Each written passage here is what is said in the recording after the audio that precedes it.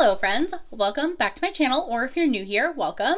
My name is Kate and I love all things makeup, beauty, skincare, and fun. Today we're going to be going through my Natasha Denona eyeshadow palette and ranking them. I do not have the biggest Natasha Denona collection in the world. That being said, I don't have like any of her like really big palettes that are like stupidly expensive.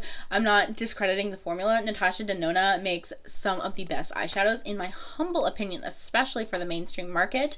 But we are going to rank the ones that I do have. If you're enjoying this type of content, please go ahead and give this video a thumbs up. I would love it so much if you would subscribe to my channel down below. Without any further ado, let's go. Okay, so as I mentioned, I do not have a sprawling Natasha Denona collection. I have a fair Natasha Denona collection, and I'm very happy with everything in my collection. So I want that to be, I want to preface this video by saying that, because the reality of the situation is if you tried to pry any of my Natasha Denona palettes out of my grubby little paws, I would put up a heck of a fight. The best fight that I could put up, I will put up for my Natasha Denona palettes, because they are some of my absolute favorites. So I want to preface that I do not dislike any of these palettes. I do not dislike any of them, otherwise they would not be here. That being said, first up and lowest on the totem pole is this one. This is her Ayana palette. I think this came in some kind of a boxy charm, and the reason that this is ranking the lowest is admittedly because I have not yet played with it. I got this from my best friend Sarah. We were hanging out, having a girls' night, and we were like exchanging some makeup, and this is one of the products that she gave to me. It's a super cool tone, very neutral leaning palette. I admittedly have not even swatched this to know like how the quality is comparatively to other Natasha Denona palettes. This is my first experience with a Natasha Denona palette from a boxy charm, because this is not a palette you can just kind of like go out and grab, but I have to of course rank it last because I have not tried it. That being said, I definitely need to make it a point to try this in the future. Next up, I feel like a lot of people, this was kind of a polarizing palette. This is the Natasha Denona Zendo palette, and I feel like people either loved or hated this palette. I enjoy this palette. I enjoy the formula in here. I enjoy the shades in here. That being said, this one is ranked lower than certainly some of the others because the color story is a little bit, I don't want to say all over the place, but it's a little bit like very contrasting. I personally, in the way that I play with makeup, would not combine some of these green colors with the majority of these warm colors over here. That being said, I know that about myself, and so when I play with this palette, I typically stick to like this section right here or this section right here. But because it's not a completely, in my opinion, cohesive palette, it's not one that I reach for as often as some of my other ones. I enjoy the formula in this palette. I remember when this came out, some people were saying that they had issues with the consistency of some of the shadows, the blendability of some of the shadows. I can say personally, I have not experienced that. That being said, I of course cannot speak for others, and my only gripe with this palette is that this section doesn't play well, in my opinion, with this section. But as far as formula goes, still love it. The next one we're going to talk about, I'm sure people are going to like come for me for this one because this is so many people's absolute favorite Natasha Denona palette, and if it is, I'm truly happy for you. However, for me, it's just not my absolute favorite. This is the Glam palette by Natasha Denona.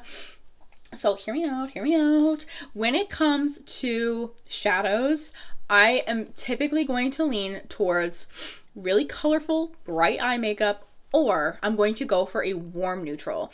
Cool neutrals are just not typically where I go as far as like a comfort zone for me. And so consequently, this is based solely on preference. As far as formula goes, I would beg to say that this is like one of the absolute best formulas that I've ever played with for an eyeshadow ever.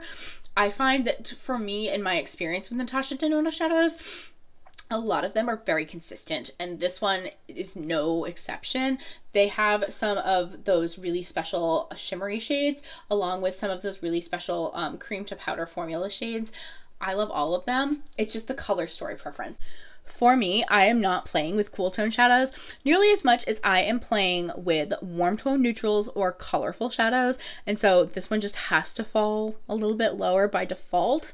That being said, one of the best palettes in my collection is this palette as far as quality goes, as far as consistency goes. And I know, again, I know so many people absolutely love this palette. It's their holy grail, and I love that for you. Truly, I do. It's one of my favorite palettes too. I will fight you for it. It's just not my favorite in my Natasha Denona collection. Speaking of really polarizing Natasha Denona palettes, the Love palette. I absolutely love this palette, no pun intended. However, again, the reason that this is ranked just a little bit lower is that this color story for me is not necessarily an everyday color story. I do feel like, unlike the Zendo palette, this is a little bit more cohesive in the sense that I can figure out how to make all of these colors play well with each other, and I don't feel like they are like stark contrasts to one another. They're all in that pink, purple, red family. I also appreciate that it has a couple of shades in here that allow you to build some depth. I wish, honestly, that there was a little bit more of that going on, because this one right here is by far the darkest shade, and it is going to be that cream to powder formula. But this one, as far as like building depth, I feel like that is kind of like where it's a little bit limited. But again, I love this palette. I've had this for years. This was limited edition, although that being said, I feel like it's been around for literally years, and I think it's still available. So limited edition is a really loose term here, but I do enjoy this, especially at Valentine's Day, because I just think that this is the epitome of a Valentine's Day look. I just love it. It's so pretty. Next up is going to be the Pastel palette by Natasha Denona. I've talked about this one so many times on my channel. I feel like I am like the spokesperson at this point for this palette, because I talk about all the time how this fits into so many categories of like eyeshadows seasons, I guess. I love that this has such a variety of shades, but I also love that it has not only like the typical pastel shadows, but it does have like a spot like right here where you're able to build a little bit of depth. Same with right here where you're able to build a little bit of depth. And I also appreciate that it has those rainbow colors with some other supporting players in here. So I love this formula. I find that this performs best on a base where it really cancels out any discoloration or regular coloration on your eyes. So something from like Lamplight or P. Louise base that really creates a blank canvas. That's how I prefer to play with any and all pastel shadows, to be honest. But I will say, as far as pastel shadows goes, this is one of the better formulas. It's not going to dust away into nothing. You can absolutely build up the pigment on these. So if you are somebody that maybe is not Casper the Friendly Ghost and has more melanin in your skin, I feel like these shadows with a proper base can really be built up to be impactful and show up and be colorful. So I really love this palette. It's just not an everyday staple for me, which is why it ranks a little bit lower than some of the others. The next one I want to talk about is this one by Natasha Denona. Who else would it be by, Katie? And this is her mini retro palette. Interestingly enough, I have not yet bought her midi retro palette. I think I probably will. And I'll probably pick it up because the new Yuga palette just launched, and so I want that one as well. So I'll probably pick those both up together in the near future. But in the interim, we're talking about this little gem. This is her mini retro. As you can see, like I use and abuse this one very, very regularly. The reason that it's not higher on the list is really just that I wish there was like a little bit more as far as depth for these green gray shades here. I find that I can create a really easy peasy look with these pinks, and it's like a very like one and done type of a look that does not take a ton of effort. But for these two shades, I struggle a little bit as far as it's a mid-tone for me. The way that it pulls on my eye is very mid-level, and I want something with a little bit more depth to be able to like create a cohesive look. And obviously because it's such a small palette, I just can't feasibly do that. So that's why it's a little bit lower. That being said, I reach for this palette time and time again. I think these now retail for like $27. Money well spent, in my humble opinion, based on the amount of use that I get out of these. And this is just a color story that I reach for very often, and it's very easy, effortless formulas to work with. Next we have the Retro palette. I feel like this one and the Glam palette are like absolute cult favorites.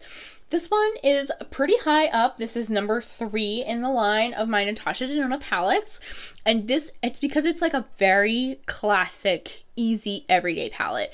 I could have just this palette in front of me and I feel like I'm not super limited in how these shades look and how many eye looks I'm able to create, if that makes sense. I feel like there's a decent amount of shades here where I can really build some depth.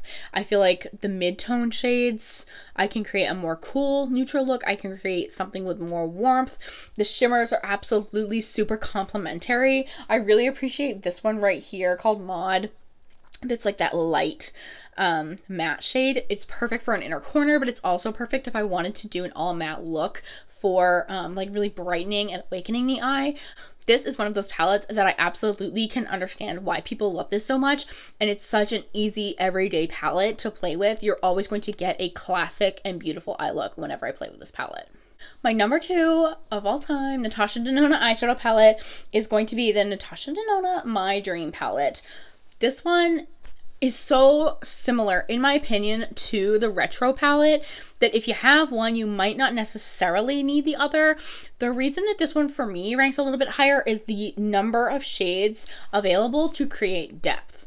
I typically, when I'm wearing eyeshadow, I want the outer corner, or at least even maybe like deep in my crease, I want a part of my eye to show depth. And part of that is that I have hooded eyes, and so if I don't create some kind of multi-dimensional look, my eye makeup in general can get lost in the sauce. So for me, this one takes the cake as far as having some of those shades that can really showcase some depth and some dimension in my hooded eyes, whereas the Retro palette is just definitely more mid-toned with a less, in my opinion, pops of those dark colors that can create that dimension. So again, a beautiful everyday neutral palette. I think this is just so well done. The formula is beautiful. The consistency is fabulous. I like the balance of mattes and shimmers in here. I love this shade down here. I feel like this is super special. To you on camera, you are seeing more of a maroon color, but to me, let's see if I can tilt it. Yes, you can see it here. It's definitely more green. So I really appreciate that she threw in a duochrome in here. I also think that that makes this palette stand out a little bit more. This one is also pretty special. When you guys see it here, it's definitely gold, but when I tilt it here, you get a little bit more of an orange peach. So this one also has some special shades that some of her other palettes don't have, and consequently, it ranks a little bit higher. The last Natasha Denona palette that I want to talk to you about is my absolute favorite.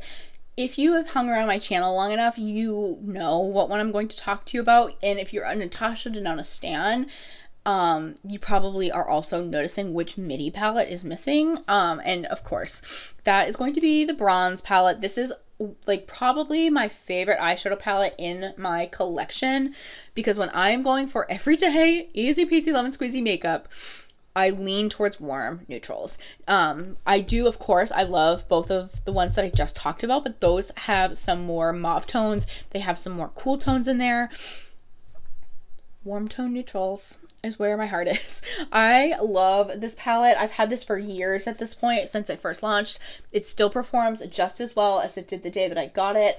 It does have that shade here to be able to create some really strong, true depth. The shade here as well.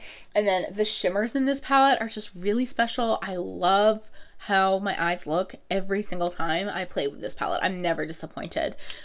I love this palette so much. If you don't like warm tone neutrals, certainly this palette is not going to rank so high for you, and I totally understand that, totally get that. But for me, and the way that I play with makeup and the way that I'm comfortable wearing makeup every day, easy peasy, warm tone neutrals are my girl. And this is, again, this is probably my favorite palette in my entire collection. I love this palette so, so much. That is all of my Natasha Denona palettes. Again, I know I don't have like a sprawling Natasha Denona collection, but I have a fair collection. It's one of my favorite brands as far as eyeshadow goes, and I am so excited to see what the brand does next. I know they did just launch the Yucca palette, and I do want to get my hands on that. That color story looks like it's going to be something that I'm going to get so much use out of. So stay tuned for that coming to my channel soon. Thank you guys so much for watching today's video. If you enjoyed this video, please go ahead and give it a thumbs up. I would love it so much if you would subscribe to my channel down below. As always, please stay happy, stay healthy, and stay blessed, and I will see you on the next video. Bye.